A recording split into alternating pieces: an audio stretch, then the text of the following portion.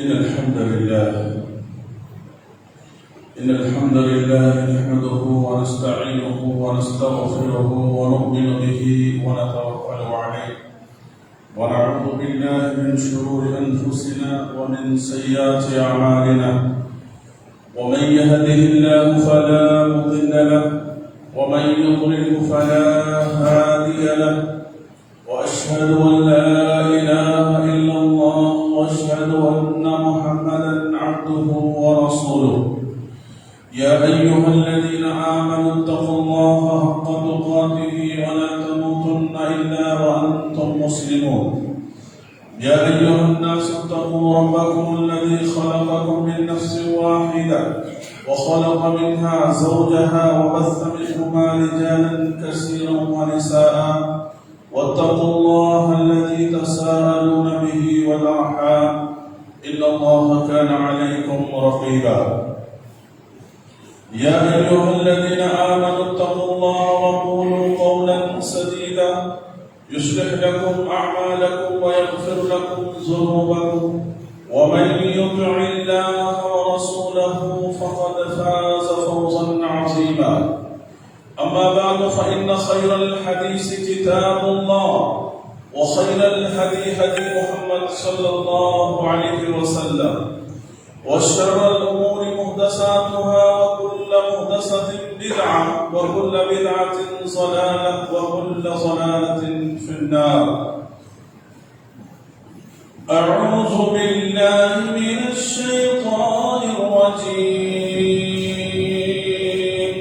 بسم الله الرحمن الرحيم. قال لا تختصموا لدي وقد قدمت إليكم بالوعيد ما يبدل القول لدي وما أنا بظلام للعبيد. يوم نقول لجهنم هل امتلأت وتقول هل من مزيد وأزلفت الجنة للمتقين غير بعيد. هذا ما توعدون لكل أواب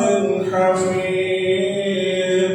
من خشي الرحمن بالغيب وجاء بقلب منيب. ادخلوها بسلام ذلك يوم الخلود. وقال تعالى في موضع آخر يا أيها الذين آمنوا لا تبطلوا صدقاتكم بالمن والأذى. मोहतरम हाज़िरीन जुमा, सबसे पहले हम अल्लाह रब्बुल आलमीन का शुक्र बजा लाते हैं कि अल्लाह के फضل और उसके एहसान से अभी अभी हम और आप एक अजीम इबादत यानी कुर्बानी जैसे एक अजीम अमल को अंजाम दे करके हम फारिग हुए हैं। अल्लाह रब्बुल आलमीन से दुआ है कि रब्बुल आलमीन हम में से जिन लोगों ने भी अल्लाह के रिज़ा के लिए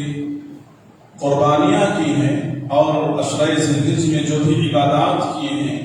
अल्लाह तबारक व तआला अपने फضल से उन अमाल सालिहा को कबूल फरमा ले, आमीन। उसके बाद तमाम अंबिया किराम पर दरूद सलाम हो,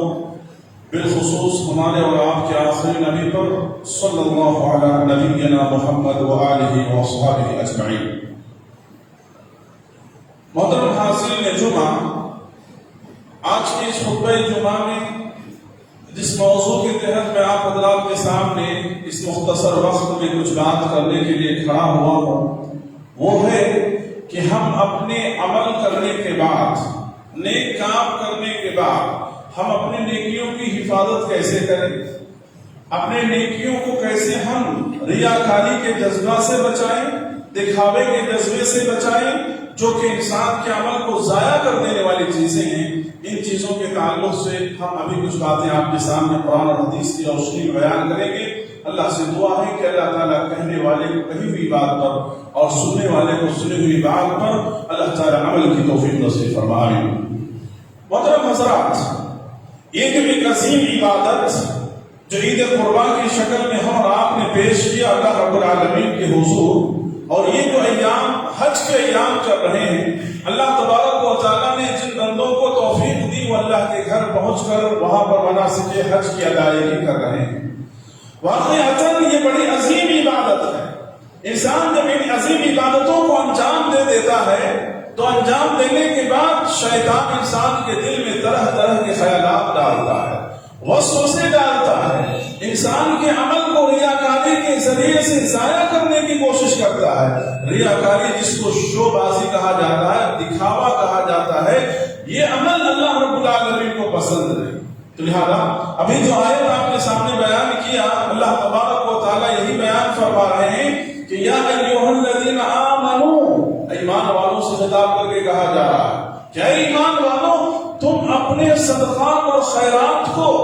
احسان جتلا کر کے دوسروں کے اوپر اپنے ایمان اپنے صدقات کو ضائع مت کرو، اپنے صدقات و خیرات کے اجر و ثواب کو برباد مت کر لو۔ میرے بھائیو، اللہ تبارک و تعالیٰ نے جو یہ بات کہی ہے، یہاں پر دو بنیادی باتیں سمجھنے کی، دو بنیادی باتیں ہیں۔ سب سے پہلی بات جو سمجھنے کی وہ یہ ہے کہ انسان جب کسی انسان کے اوپر احسان کرتا ہے تو اس انسان کو وہ حقیر سمجھنے لگتا ہے، یا جو چاہے سوچتا ہے ہم اس کے ساتھ معاملہ کر سکتے ہیں۔ کیوں؟ اس لیے کہ ہمارے احسان تلے دبا ہوا ہے۔ کہا کہ ایسا کرو گے تو تمہارے اعمال ضائع ہو جائیں گے۔ دوسری بات یہ کہی گئی کہ صدقات اور خیرات کر کے، شو بازی کر کے، دکھاوا کر کے، ریا کر کے اپنے صدقات و خیرات کو تم ضائع مت کرو۔ میرے بھائیو، ان آیتوں کے اندر یہ دو عظیم پیغام اللہ تبارک و تعالیٰ نے ہم کو دیا ہے۔ ایک بندے مومن کو ہمیشہ اپنی زندگی کے اندر اللہ تبارک و تعالیٰ کے لیے صرف رضا، اللہ کی رضا، اسی ارادے سے بندے مومن کو کوئی بھی نیکی، کوئی بھی عبادت کرنے کی یعنی انسان کے اندر جذبہ ہونا چاہیے۔ یعنی کوئی بھی عمل اگر ہماری عبادت کی شکل میں ہو رہی ہے، صدقات و خیرات کی شکل میں ہو رہی ہے، حج و عمرہ کی شکل میں ہو رہی ہے، قربانی کی شکل میں ہو رہی ہے، نماز کی شکل میں ہو رہی ہے، ان تمام عبادتوں کے پیچھے صرف اور صرف مقصد کیا کار فرما ہونا چاہیے کہ اللہ راضی ہو جائے، اللہ قبول کر لے اس کام کو، اس عمل کو۔ بس انسان کا یہی جذبہ ہونا چاہیے، ورنہ نیکی کر کے اگر ریا کا جذبہ دل کے اندر پیدا ہوتا ہے، شو اور دکھاوے کا جذبہ اگر دل کے اندر پیدا ہوتا ہے، تو یقین مانو میرے بھائیوں کہ یہ عمل جو ہم نے نیکی کیا ہے یہ ہمارے لیے گناہ بھی بن جاتا ہے، ہمارے لیے وبال جان بھی بن جاتا ہے، یہ ہمارے لیے مصیبت بھی بن جاتی ہے یہ چیزیں۔ لہذا آپ دیکھیے کہ نبی کریم صلی اللہ علیہ وسلم نے اپنی صحیح حدیث کے اندر جو بیان فرمایا وہ کیا کہا کہ میری امت کے تعلق سے سب سے زیادہ میں جن چیزوں کے بارے میں ڈرتا ہوں، خوف کھاتا ہوں، وہ میری امت کے تعلق سے شرک اصغر کے بارے میں۔ ایک شرک اکبر ہے، شرک اکبر جو اللہ تبارک و تعالیٰ کے ساتھ دوسروں کو شریک کرنا، یہ تمام چیزیں ہم جانتے ہیں، لیکن شرک اصغر جسے چھوٹا شرک کہا جاتا ہے، لیکن یہ ایسا شرک کا چور دروازہ ہے جہاں سے انسان کے سارے اعمال ضائع ہو جاتے ہیں، اکانت ہو جاتے ہیں۔ اس لیے اللہ کے رسول صلی اللہ علیہ وسلم نے کہا کہ مجھے میری امت کے تعلق سے سب سے زیادہ جس بات کا ڈر ہے، مجھے خوف ہے، وہ یہ ہے کہ میری امت شرک اصغر کے اندر مبتلا ہو اور میری امت کی ایک بڑی تعداد اس کے اندر مبتلا ہو جائے گی۔ اللہ اکبر۔ کہنے کو تو انسان نماز پڑھتا ہے، کہنے کو تو انسان صدقات و خیرات کرتا ہے، کہنے کو تو انسان حج و عمرہ کرتا ہے، کہنے کو تو انسان تلاوت قرآن کرتا ہے، کہنے کو تو انسان اور بہت ساری عبادتیں کرتا ہے، لیکن دل کے اندر جذبہ یہ ہوتا ہے کہ بھائی دنیا کے اندر میری واہواہی ہو، دنیا کے اندر لوگ مجھے عبادت کرنے والا کہے، دنیا کے اندر مجھے لوگ صدقہ و خیرات کرنے والا کہے، دنیا کے اندر میرا نام ہو، مجھے شہرت ملے، تو یہی تمام چیزیں انسان کے اعمال کو گناہوں میں تبدیل کر دیتی ہے۔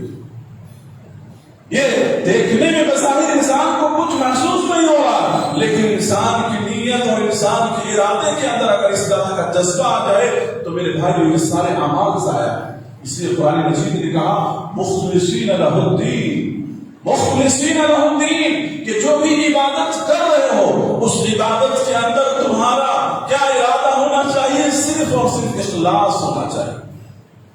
اللہ کی رضا صرف ہونی چاہیے، اللہ تبارک و تعالیٰ اس عبادت کے ذریعے سے راضی ہو جائے۔ صحابہ کرام کی زندگیوں کو دیکھیے، اللہ کے رسول صلی اللہ علیہ وسلم کے صحابہ یعنی اس عمل اور اس چیز کے بارے میں سوچ کر کے کام کیا کرتے تھے، رویا کرتے تھے۔ آپ کو معلوم ہونی چاہیے کہ کل قیامت کے دن جو جہنم کی آگ سب سے پہلے بھڑکائی جائے گی اور سب سے پہلے جہنم کے اندر جو داخل کیا جائے گا وہ ایسے لوگ تو ہوں گے جو دنیا کے اندر دکھاوے کے لیے، ریاکاری کے لیے، اللہ کی رضا کے لیے، لوگوں کی رضا کے لیے کچھ کام دین کا کام کیا کرتے تھے، یا اللہ رب العالمین کی رضا کے لیے دنیا کے دکھانے اور شہرت کے لیے جو کام کیا کرتے تھے، ایسے لوگوں کو تو اللہ رب العالمین سب سے پہلے جہنم میں داخل کرے گا۔ میرے بھائیوں، حضرت ابو ہریرہ رضی اللہ اکبر اتنے بڑے صحابی رسول ہیں، حضرت ابو ہریرہ رضی اللہ عنہ، آپ نے وہ مشہور حدیث، اللہ کے رسول صلی اللہ علیہ وسلم کی بڑی مشہور حدیث جو 3 آدمی سے جہنم کی آگ بھڑکائی جائے گی، آپ نے بابا سنا ہوگا،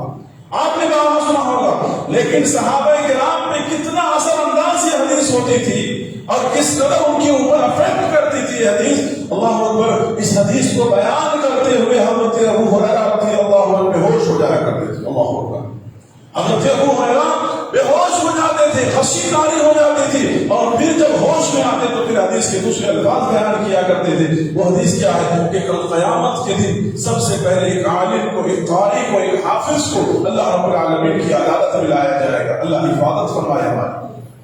اللہ رب العالمین کی عدالت میں لایا جائے گا۔ اللہ کہے گا میں نے تمہیں علم دیا تھا، تم نے اس علم سے کیا کیا؟ بندہ کہے گا اللہ میں نے تیرے دین کے لیے، تیرے دین کی سربلندی کے لیے میں نے تیرے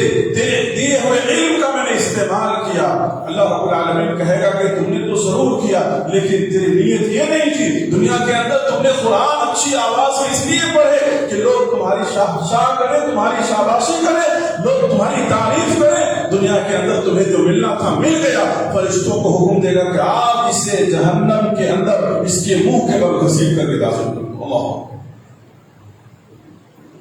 اللہ رب العالمین کی عدالت میں ایک شہید لایا جائے گا جس نے اللہ کی راہ میں شہادت حاصل کی ہوگی۔ اللہ رب العالمین کہیں گے کہ میں نے تجھے طاقت دیا تھا، قوت دیا تھا، ہمت دیا تھا، حوصلہ دیا تھا، تم نے کیا کیا اس کا؟ کہے گا رب العالمین میں نے تیرے دین کی سربلندی کے لیے میں نے کافروں سے مقابلہ کرتے ہوئے پروردگارا میں نے تیری راہ میں اپنی جان دے دی۔ اللہ رب العالمین کہیں گے کہ نہیں، تیری نیت وہ نہیں تھی، تیری نیت تو وہ تھی کہ میرا نام، میرے خاندان اور قبیلے کا نام بلند ہو، اس لیے تم نے اس کام کو، اس بہادری سے تم نے ان تمام چیزوں کو انجام دیا۔ لہذا دنیا کے اندر جو تجھے ملنا تھا مل چکا ہے، آج کے دن تیرے لیے کچھ نہیں ہے۔ اللہ تبارک و تعالیٰ اسے